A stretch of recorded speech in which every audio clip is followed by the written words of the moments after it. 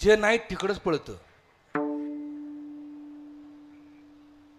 सोपं उदाहरण सांगू. आम्ही हॉटेलमध्ये गेलो, चांगल्या हॉटेलमध्ये गेलो की जाऊन आम्ही टेबलवर बसतो. ऑर्डर देताना शेजाऱ्याच्या टेबलावर कुठली कुठली वस्तू आहे तिकडं लक्ष जातं आमचं, आणि तीच आम्ही ऑर्डर देत असतो.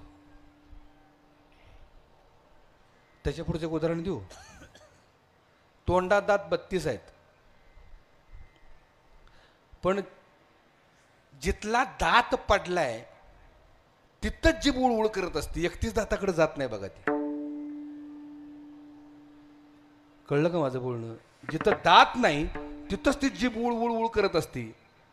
तसं मनाच आहे. आमच्या जवळ जे आहे तिकडं लक्ष नाही, दुसऱ्याकडंच आमचं लक्ष जात असतं. हे मनाचं अवगुण आहे. एक उदाहरण देतो. युद्धभूमी आहे आणि त्या युद्धभूमीवरती युद्ध करणारे सैनिक वेगळे आहेत. त्या युद्धभूमीवर युद्ध करणाऱ्या सैनिकांना संदेश पुरवणारे सैनिक वेगळे आहेत. आणि या दोन्ही सैनिकांना नियंत्रणात ठेवणारा एक सेनापती आहे. त्या सेनापतीच्या शेजारी एक केबिन आहे, ती त्या देशाची राणी आहे. आणि या सगळ्यांच्या वरती साक्षीत्वानं नजर ठेवणारा जो आहे त्याचं नाव आहे राजा. आता हा दृष्टांत झाला, सिद्धांत आहे का? देश कोणता? मनुष्य देह नावाचा देश. या देशामध्ये युद्धभूमीवर युद्ध करणारे सैनिक आहेत, त्यांचं नाव आहे कर्मेंद्रिय. ते किती आहेत? 5 जण आहेत. आणि त्यांना संदेश पुरवणारे जे सैनिक आहेत, संदेश पुरवणारे म्हणतोय मी, त्यांचं नाव आहे ज्ञानेंद्रिय. ती किती आहेत? 5 जण आहेत. आणि या 10ही इंद्रियांवरती, या सैनिकांवरती नियंत्रण ठेवणारा जो सेनापती आहे त्याचं नाव आहे मन. ते 11वं इंद्रिय आहे. आणि त्या मनाच्या शेजारी जे केबिन आहे तिथे एक त्या देशाची राणी वास करते. त्या राणीचं नाव आहे बुद्धी. का? निर्णय क्षमता तिच्याकडे दिलेली आहे या देशाची. आणि या सगळ्यांच्या वरती साक्षीत्वाने नजर ठेवून जो राहणार आहे ना, त्याचं नाव आहे राजा. तो कोण आहे? आत्मा. आता कर्म कसं घडतं याच्यावर लक्ष देऊया.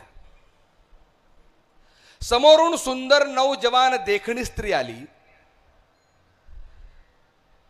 नौजवान देखणी सुंदर रूपवान स्त्री आली. कुणी पाहिलं? मोठ्यानं बोला, मोठ्यानं. डोळ्यांनी पाहिलं. डोळे कोण आहेत? ज्ञानेंद्रिय. डोळ्यांनी पाहिलं. ते करली बंद करता का तिकडचे? कारण रिपीट परत मला ऐकायला येते, त्यामुळं मी बोलताना मला विचार करून बोलावं लागतं. ते करले बंद करा, आपल्या पुरता ऐकायला बाद झालं.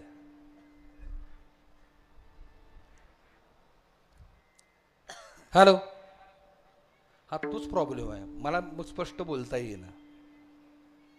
तो फीडबॅक होतो, माझ्या लक्षात आलं ते.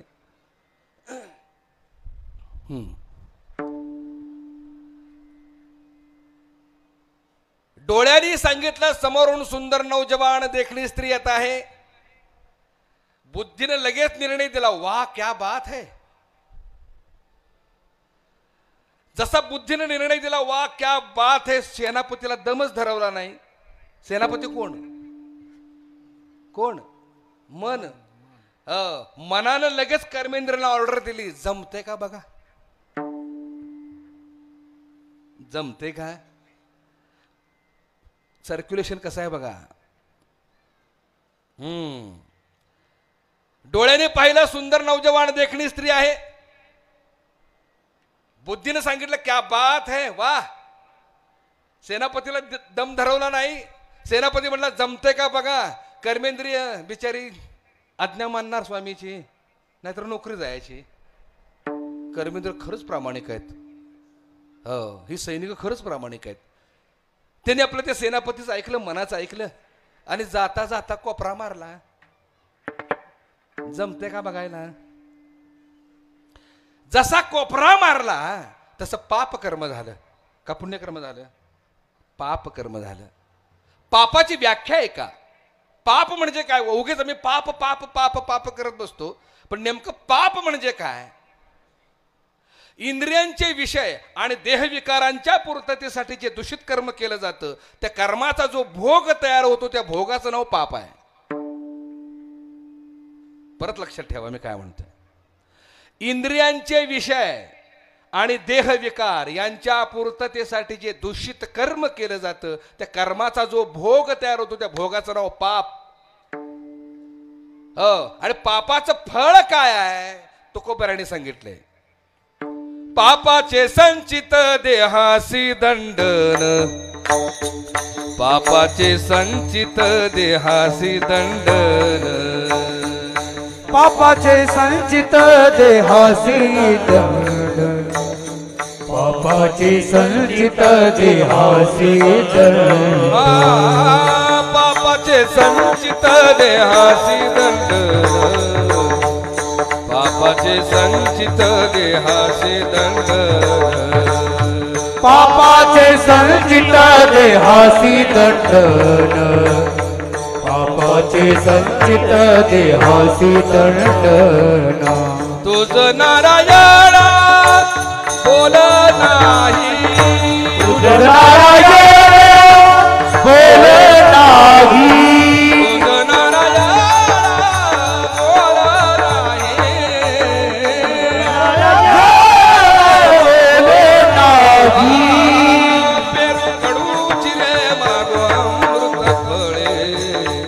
पेरू कडू चिरे मागो अमृत फळे, पेरू कडू चिरे मागो अमृत फळे, पेरू कडू चिरे मागो अमृत फळे, पेरू कडू चिरे मागो अमृत फळे, पेरू कडू जिरे मागो अमृत फळे, पेरू कडू जिरे मागो अमृत फळे, पेरू कडू जिरे मागो अमृत फळे, पेरू कडू जिरे मागो अमृत फळे.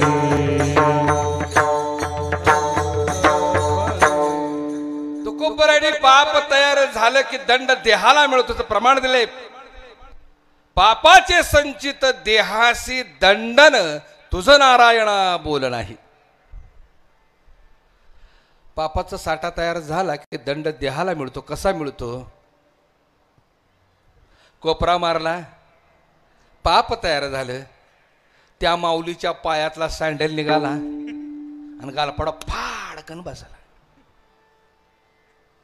सँडल जसा गालपडाव पडला तसं गालपड धरते. अरा देवा असर कसं केलंस? देव म्हणला वे जमते का बघ.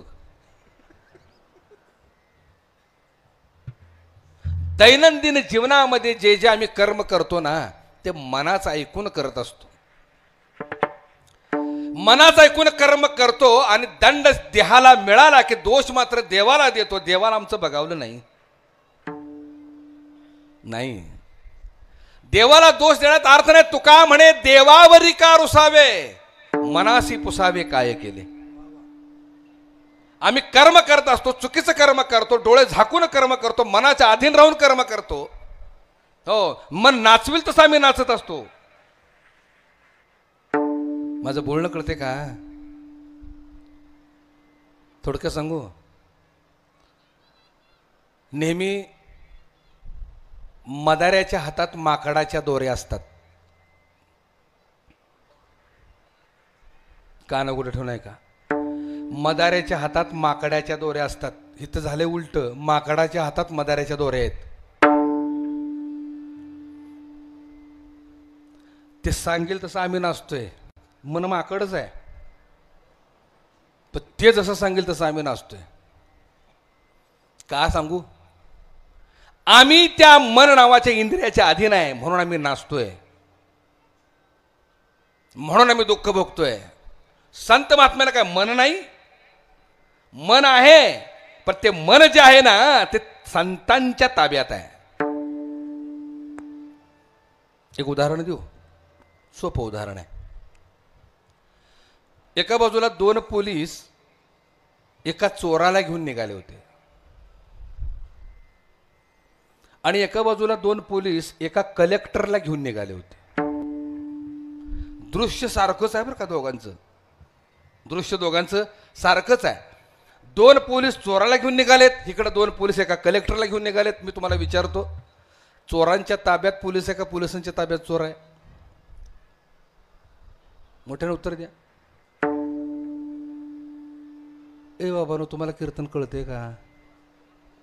काय उत्तर दिना, मान बी हलविना, काय नाही.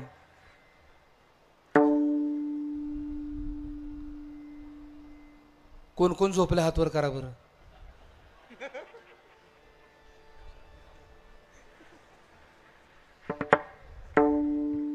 असंच मी एका ठिकाणी परब्रह्म तत्व आणि माया तत्वावर बोलत होतो. मला दुसरं येतच नाही. मी काय करू, माझा दोष आहे का तो? मला ते कॉमेडी मला सांगताच येत नाही. तुम्ही आता जसं गंभीर बसलाय का नाही, तशी सगळी चूक शांत आणि गंभीर बसली होती. पण माझा विषय आपला चालला होता परब्रह्म तत्व माया तत्व. परब्रह्म तत्व हे सत्य आहे आणि माया तत्व हे भ्रम आहे. जसं सूर्याला आभाळानं आच्छादावं नाही का, हो, आणि आभाळ बाजूला झालं की सूर्य जसाच्या तसा प्रकट व्हावा. सूर्य सत्य आहे पण आभाळामुळे तू झाकलाय. आभाळ हे भ्रम आहे. तसं परब्रह्म तत्व सत्य पण मायेनं झाकलंय. माया ही भ्रम आहे. विषय चाललाय सत्य म्हणजे काय, भ्रम म्हणजे काय. तुम्ही आता गंभीर जसं बसलाय तसं सगळी बसली होती. मी म्हणलं गड्यानो, इतकं सुंदर विषय चाललाय, इतका सुंदर माहोल आहे. सत्य म्हणजे काय, भ्रम म्हणजे काय, कुणाला काय कळलंय का? सगळी शांती, एक नाही दोन नाही. अरे गाड्यानं सांगा म्हणलं, सत्य म्हणजे काय, भ्रम म्हणजे काय. बऱ्याच वेळाने एकानं हात वर केला. संख्या भरपूर होती, जवळजवळ 2500-3000 4000 संख्या होती. त्यातले एकानं हात वर केला, उभा राहिला. म्हणले महाराज मी सांगू का? मला इतका आनंद झाला. बास म्हणले, 1000त 1 तरी माझं कीर्तन कळणारा श्रोता आहे. आपल्या कीर्तनाचं सार्थक झालं. सांग बाबा म्हटलं, सांग सत्य म्हणजे काय, भ्रम म्हणजे काय, सांग. तो म्हणला महाराज तुम्ही सांगता हे सगळं सत्य आहे, पण तुम्ही सांगितलेलं आम्हाला कळलंय असं जे तुम्हाला वाटते तो तुमचा भ्रम आहे.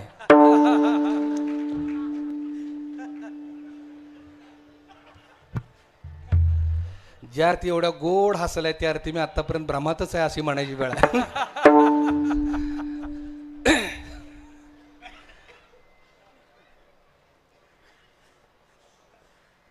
समजून घ्या. एका बाजूला 2 पोलीस एका चोराला घेऊन निघाले होते. एका बाजूला 2 पोलीस एका कलेक्टरला घेऊन निघाले होते. इथं पोलिसांच्या ताब्यात चोर आहे आणि इकडे कलेक्टरच्या ताब्यात पोलीस आहेत. तसं तुम्ही आम्ही इंद्रियांच्या ताब्यात आहोत म्हणून आम्ही चोर आहे, आणि संत महात्म्यांच्या ताब्यात इंद्रिय आहेत म्हणून ते कलेक्टर आहेत. का? त्या इंद्रियांना त्याने कंट्रोलमध्ये ठेवलंय. संतांनी इंद्रिय सांगतील तसं तुम्ही आम्ही ऐकतोय, पण संत सांगतात तशी इंद्रिय ऐकतात. इंद्रियांना बांधून ठेवले संतांनी, लक्षात ठेवा. मनाला बांधून ठेवले संतांनी. ते कसं बांधून ठेवले हे बघा. मन प्रत्येकालाच आहे, मन बलाढ्य आहे. देवाला प्रश्न पडला होता, अर्जुनासारखा सख्य भक्त त्यालाही प्रश्न पडला. अर्जुन म्हणाला देवा, अर्जुन म्हणे जनार्दना बहु चंचलता या मना, स्थिर नाही जीव भावना या असे दंडन सांगितले. देवा म्हणले माझं मन स्थिर राहत नाही, याला दंड सांग, काहीतरी मार्ग सांग गड्या. देवाने बी हात टेकले. देवानं काय उत्तर द्यावं? अर्जुना अरे मन हे मज पासून परियसे माया आधीन, मन आकळी ऐसा कवण योगिया नाही. मनाला आवरणारा योगीच अजून जन्माला आलेला नाही. आता काय करायचं? तुम्ही आम्ही कुठल्या झाडाचं पान? योग्यानं जर मन ताब्यात राहत नसेल तर तुम्ही आम्ही कुठल्या झाडाचं पान? मोठे मोठे उच्च पदाला गेलेत ना, उच्च पदाला गेलेत ना, मनाचं ऐकण्यानं मातीत गेलेले आहेत. शेवटी शेवटी त्यांचा पाय घसरलाय.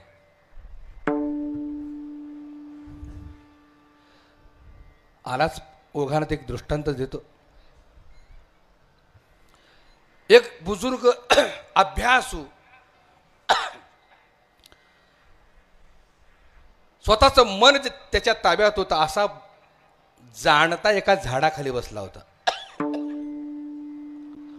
झाड उंच होतं, 40-50 फूट उंच झाड होतं ते. त्या झाडाखाली तो बसला होता. एक तरुण आला पळत पळत पळत आणि sir sir sir sir sir sir झाडावर चढायला लागला. ती व्यक्ती काय बोलली नाही, ती बुजुर्ग काय बोलली नाही. शेंड्यापर्यंत गेला, अगदी टोकाला गेला, तरी काय ती व्यक्ती बोलली नाही. वरतून खाली यायला लागला, तरी ती काय व्यक्ती बोलली नाही. आणि वरतून खाली येत असताना जमीन फक्त 4 फुटावर राहिली. ती बुजुर्ग व्यक्ती म्हणाली, ए बाबा सांभाळून पडशील. किती फुटावर जमीन होती? फक्त 4. ए बाबा सांभाळून पडशील. ते तरुण म्हणाला, म्हाताऱ्या एवढ्या वर गेलो काय बोलला नाहीस, एवढ्या वरनं खाली आलो काय बोलला नाहीस, आणि जमीन फक्त 4 फुटावर राहिलीस तरी मला भीती घालतोस. त्या व्यक्तीने इतकं सुंदर उत्तर दिलं, बाबा रे, ज्ञानाच्या माध्यमानं माझ्या आयुष्यामध्ये बरीच जण टोकाला गेलीत, पण शेवटी शेवटी मनाचं ऐकून त्यांचा पाय घसरलाय म्हणून म्हटलं सावध. माझं बोलणं कळते का? मन कुठं घात करेल गॅरंटी नाही. मग आता काय करावं, याला मार्ग काय? बघा, जिथं संत महात्मे तिथं काळजी करायचं काम नाही, कारण प्रॅक्टिकल आहेत ते. नुसतं ग्रंथ वाचून सांगणारे नाही आहेत ते, प्रॅक्टिकल आहेत. मनाला आवर्तीने कसा घातला, त्यातले 1 नंबरचे संत आहेत, ज्याने मनाला आवर घालून उपदेश केला मन ताब्यात कसं ठेवावं. करणी करे क्यों डरे, कोण आहेत? संत कबीर. करणी करे क्यों डरे, कर करके क्यों पछताए, पेड़ बोए बबूल के तो आम कहां से खाए, पेड़ बोए बबूल के तो आम कहां से खाए, पेड़ बोले बबूल के तो आम कहां से खाए, पेड़ बोले बबूल के तो आम कहां से खाए. करण करे क्यों डरे, करण करे क्यों डरे, कर करके क्यों पछताए, पेड़ बोए बबूल के तो आम कहां से खाए, पेड़ बोए बबूल के तो आम कहां से खाए, पेड़ बोले बबूल के तो आम कहां से खाए, पेड़ बोले बबूल के तो आम कहां से खाए. मन जाता है तो जाने दे, मत जाने दे शरीर, जाने दो मत जाने दे शरीर, मन जाता है तो जाने दे, मत जाने दे शरीर, मन जाता है तो जाने दे मत जाने दे शरीर. नहीं खींचे कमान तो कहाँ जाएगा ये तीर, मन जाता है तो जाने दे, मत जाने दे शरीर.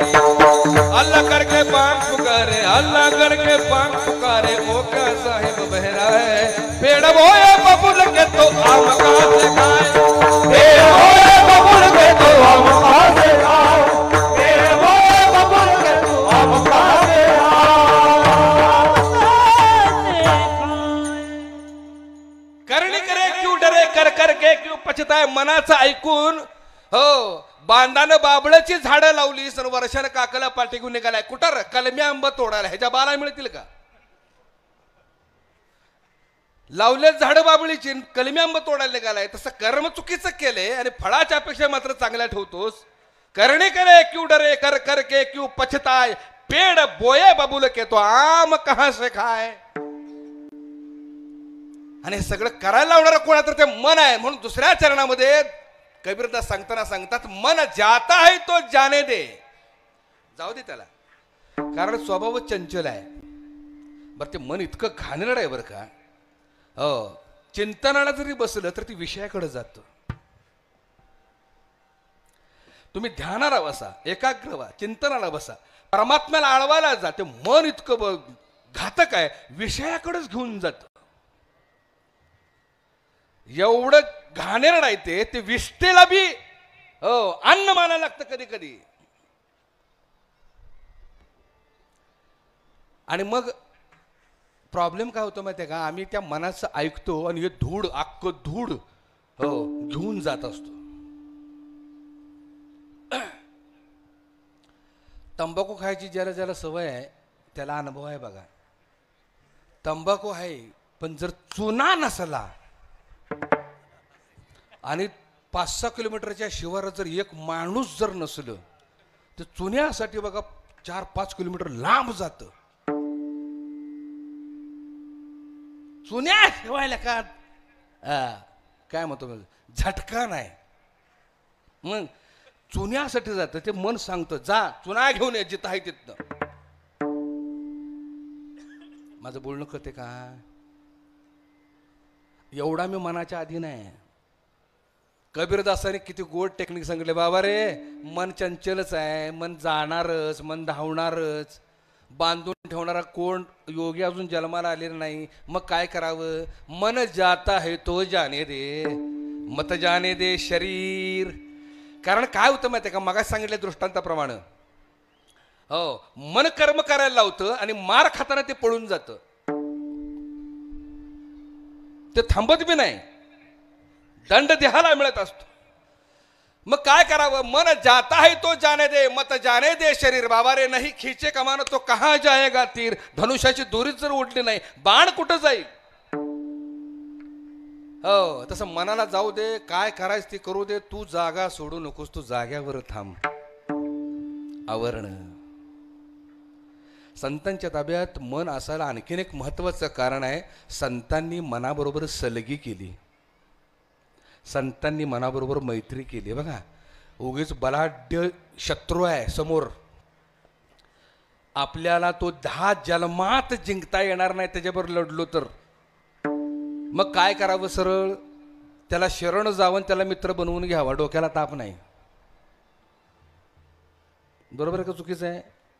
किती दिवस तुम्ही युद्ध करणार त्याच्याबरोबर? जो आटपणारच जर नसेल तर करायचं काय? मग त्याची मैत्री करावी. आणखीन एक गोष्ट सांगू, मनाचा स्वभाव जसं लापट पोरग असतं का नाही, बारकामध्ये लापाट असतं ते, त्याला मारलं म्हटलं की ते आणखीन लापाट होतं, कोडगं होतं. पण त्याच्या पाठीवरनं हात फिरवला आणि त्याला प्रेमाच्या 2 गोष्टी बोलल्या ते बरोबर लाईनला येतं बघा. तसं मनाचं आहे. अरे संतांनी हे मनाचं टेक्निक जाणलं, कारण प्रत्येकाला कौतुकाची गरज आहे. प्रत्येकाला पाठीवरून हात फिरवा वाटतं का नाही? मला प्रेम द्यावं, माझ्या पाठीवरून हात फिरवावा, नाही का, कौतुक करावं, तसंही मनाला वाटतं. हे टेक्निक जाणलं संतांनी, आणि संतांनी काय केलं माहिती आहे का, मनावर सलगी केली.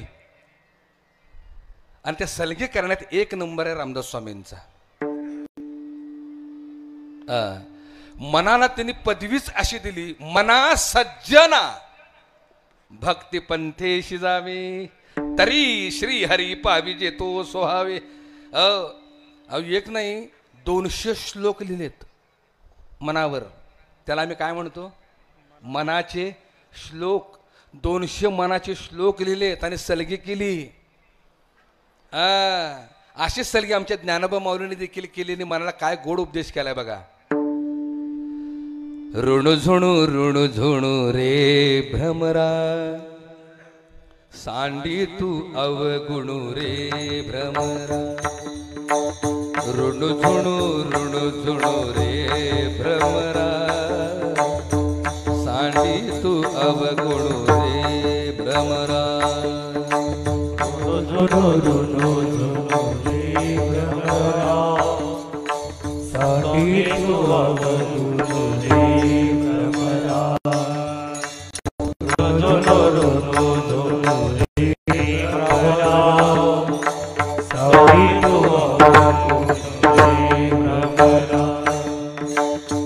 चरण कमल दलू रे भ्रमरा, चरण कमल दलू रे भ्रमरा. भोगी रे भ्रमरा. ऋणू झुणू रे भ्रमरा,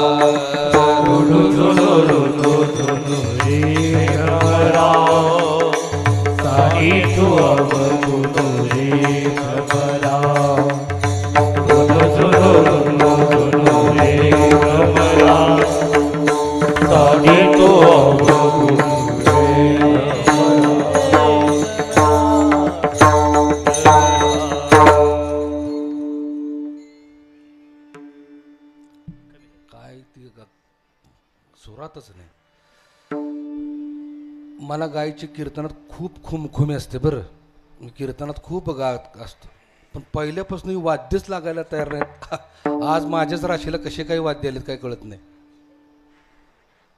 लागायलाच तयार नाही वाद्य, ते बंदच करून टाका. आणि तुम्ही सुद्धा थोडंसं कंट्रोलमध्ये आणि सुराकडे लक्ष असू द्या. काय मंडळी म्हणणार, महाराज आता कीर्तन संपत आले, कशाला आता त्याला जळत आहे. पण एक गोड सांगू, हे मला पुढंच जाता येत नाही, कानावर आधी काय झाले, आयुष्यभर मी ध्वनिमुद्रकाचं काम केले. ध्वनिमुद्रक म्हणजे कळलं का, रेकॉर्डिस्ट, साऊंड इंजिनियर मी आहे, लक्षात ठेवा.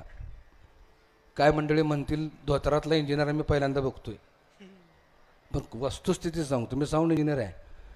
मी 25 वर्ष ध्वनिमुद्रकाचं काम केलेला माणूस आहे. गायक मंडळी 7 सुरात गातील, 12 सुरात गातील, हो, पण माझं काम आहे एका सुरातल्या 12 श्रुतीत. माहीत आहेत का कोणाला एका सुरामध्ये 12 श्रुती असतात, हे कोणाला माहीत आहे? मी 12 श्रुतीत काम करतो, त्याला ट्युनिंग म्हणतात इंग्लिशमध्ये. आणि जरा जर इकडे तिकडे झालं ना तर मला तिडीक उठते. ते कमीच आहे बघ बाबा अजून.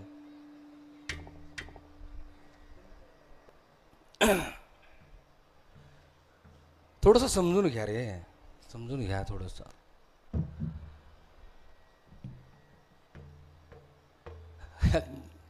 किस्सा सांगतो एक, कदाचित तुम्हाला माहीत असेल.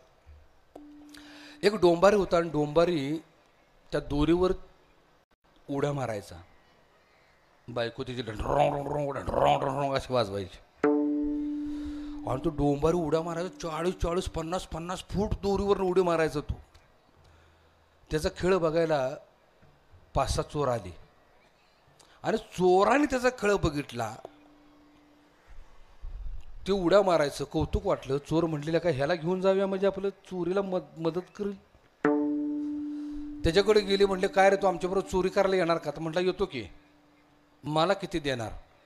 ही म्हटली 5-6 जण म्हटली अर्ध तुला एकट्याला, तर चल आमच्याबरोबर चोरीला. चला म्हटले जाऊया. ह्यांनी सावकाराचा बंगला निवडला, 4 मजली.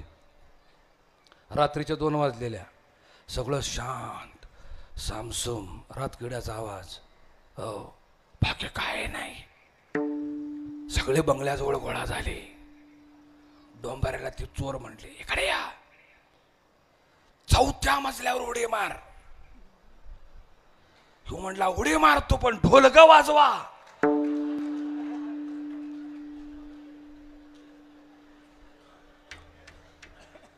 तो लगा म्हटलं का चोरी करायला आलोय का मार खायला आणलेस आम्हाला? काय लगा असं कुठं असं का? म्हटलं ते ढोलक वाजल्याशिवाय मला उडीच मारायला येत नाही, मी काय करू? तसं सुरात लागल्याशिवाय मला पुढंच जाता येत नाही, मी काय करू? विठ्ठल विठ्ठल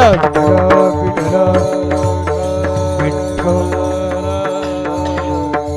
हो. कुठं आलो होतो आपण? तात्या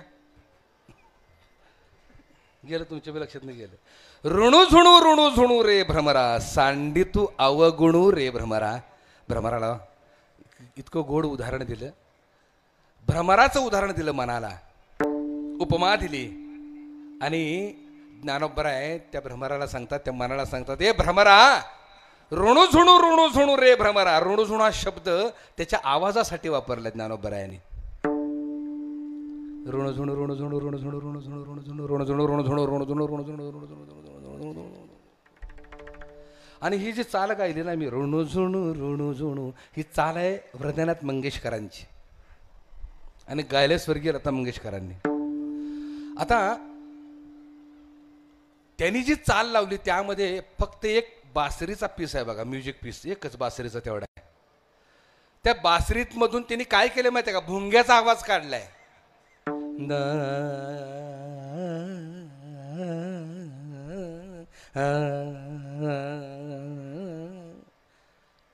काय कौशल्य आहे बघा संगीत देण्याचं.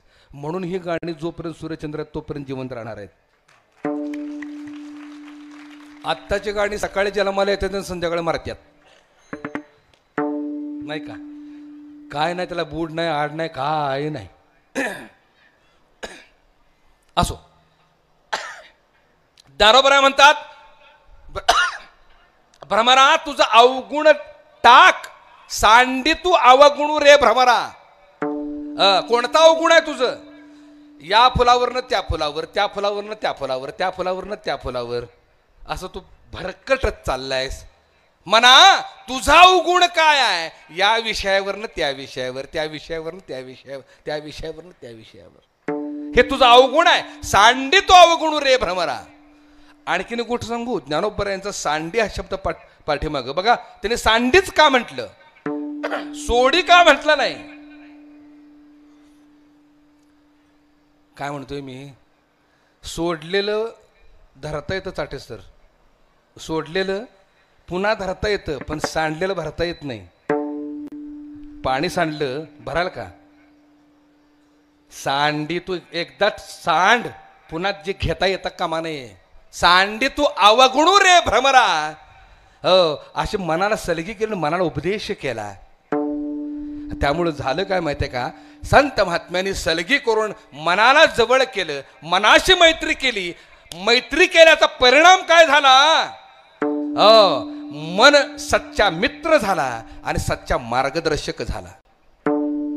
जेव्हा मी प्रेमानं मनाबरोबर सलगी करतो, ज्ञानोबराने सलगी केली. काय म्हणाले? चरण कमल तलू रे भ्रमरा, भोगी तू निश्चळू रे भ्रमरा. तुला फुलातला परागकणच खायचा आहे ना, माझ्या पांडुरंगाच्या चरण कमळ दलातला परागकण खाऊन बघ, भक्तीचा आनंद घे, भक्तीचा रस लूट. किती आनंद आहे बघ. असं प्रेमानं सर्गी केल्यानंतर मनाकडून एकच कार्य घडतं. ते कोणतं कार्य घडतं माहिती आहे का? दोन्ही पक्ष पाही उद्धरती. परमार्थही त्याच्यामुळे साधतो आणि प्रपंच त्याच्यामुळे साधतो. प्रपंच आणि परमार्थाची सांगड घालून मध्यमार्ग काढणारं जे तत्व आहे ना, त्या तत्वाचं नाव आहे मन. कारण ते दोन्ही बाजू जाणतं, सत्यही जाणतं, असत्यही जाणतं, खरं जाणतं, खोटं जाणतं, नाही का? प्रपंच जाणतं, परमार्थ जाणतं, दुःख पाप जाणतं, पुण्य जाणतं, आणि त्यातनं मध्य मार्ग काढून तुम्हा मला भगवंतापर्यंत घेऊन जातात. तिथे मन आहे. एक दृष्टांत देतो आणि सेवेला मी पूर्ण विराम देतो. तत्पूर्वी हातानं भजन, टाळीने मुखाने भजन. विठोबा रखुमाई, विठोबा रखुमाई, जय जय विठोबा रखुमाई, जय जय विठोबा रखुमाई, जय जय विठोबा रखुमाई, विठोबा रखुमाई, जय जय विठोबा रखुमाई, जय जय विठोबा रखुमाई.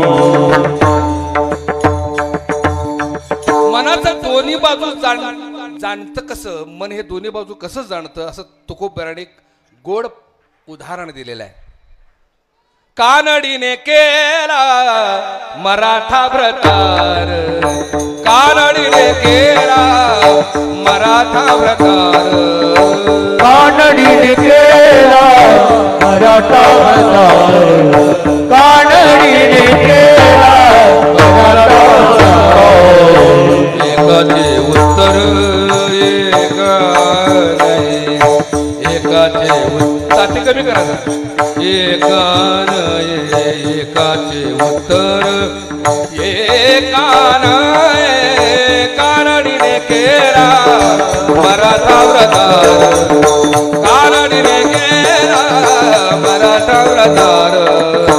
एकाचे उत्तर एका नाही, एकाचे उत्तर एका नाही, कानडीने केला मराठा व्रतार, कानडीने केला मराठा व्रतार.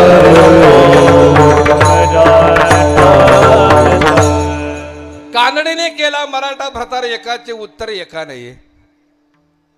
अध्यात्म ऐकून ऐकून तुम्ही थोडंसं सिरियस झालाय, गंभीर झालाय. तुकोबऱ्यांचा हा दृष्टांत सांगतो म्हणजे थोडंसं हसायला येईल. एका कन्नड मुलीनं मराठा मुलावर लग्न केलं. हे लग्न होतं 30-40 वर्षापूर्वीचं. बरं, पूर्वी परंपरा कशी होती माहिती आहे का? मुलीचे आईबाप लग्नाला आले, बाहुल्यावरती लग्न लागलं की त्या मुलीला आपल्या घरी घेऊन जायचे आणि 6 महिन्यानंतर नांदायला पाठवायचे. लग्नानंतर 6 महिन्यानंतर नांदणं असायचं. आता लग्नाच्या आधीच नांदणं सुरू झाले.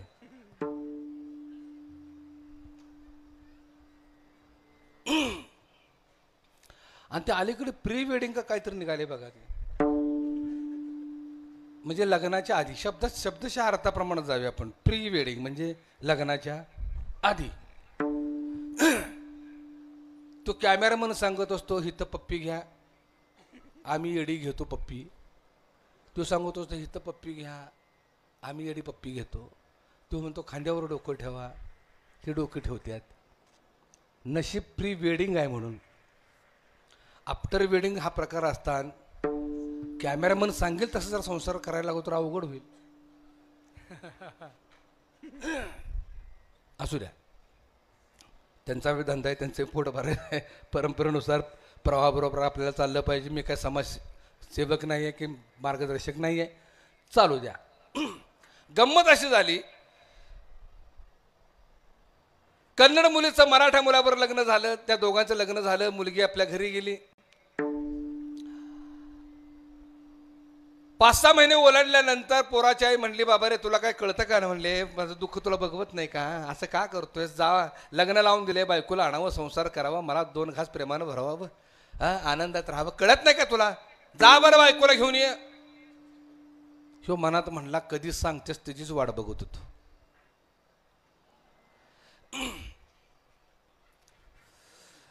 ह्यानं पत्र तार पाठवली, अमक्या अमक्या दिवशी मी येणार आहे. जायचा दिवस उजाडला. पहाटे 4लाच उठला गडी. हो, थंड पाण्यानं आंघोळ केली, बैल धुतली, बैलांची शिंग रंगवली, गोंड बिंड लावलं शिंगाला, झुली टाकल्या, गळ्यात चाळबिळ बांधली, बैलगाडी जुंपली. घरी आला, धोतार मस्त मध्ये नेसर, निरुशेट, तुऱ्याचा फेटा, चावरी चाबूक. चावरी चाबूक माहित आहे का? चावरी चाबूक आमच्याकडे 4-4 बैल ऑपरेट करायला जे चाबूक ऑपरेट करतात आम्ही चौरी चाबूक म्हणतो. तुम्ही काय म्हणता? चौरीच ना? हा, तो चाबूक खांद्यावर मारला, बैलगाडी चढला, जी गाडी सोडली, खाळ खाळ खाळ खाळ खाळ खाळ गाडी निघाली. ती राहत होती कर्नाटकात. महाराष्ट्रातनं कर्नाटकची बाउंड्री ओलांडून गेला आणि जसं गाव जवळ आलं, हो तसं आधीच पत्र पाठवून कळवलं होतं येणार आहे म्हणून. ती वाटच बघत होती, कारभारी कधी येत आहेत. फोपाटा उडताना लांबनं दिसला, आणि फोपाटा उडताना तिनं बघितलं. आपल्या मैत्रिणीनं सांगितलं, जावा ग बाई, माझाच कारभार आहे का बघा. या प्रसंगावरती शाहीर निवृत्ती पवारांनी इतकं सुंदर लिखाण केलेलं आणि गायले प्रल्हाद शिंदेनी. हे गाणं आहे 60 वर्षापूर्वीच, पण इतकं सुंदर आहे. दिसते कोणाची गाडी, ढवळ्या रंगाची जोडी, जाग सयानो कुणी पाहून या, गाडी पाहून होतो जीवाचा कालवा. किती गोड आहे बघा. त्या नवरीच्या, त्या माऊलीच्या अंतःकरणातल्या भावना या शब्दात किती गोड वर्णन केलेलं आहे. गाडी गाडी विठ्ठल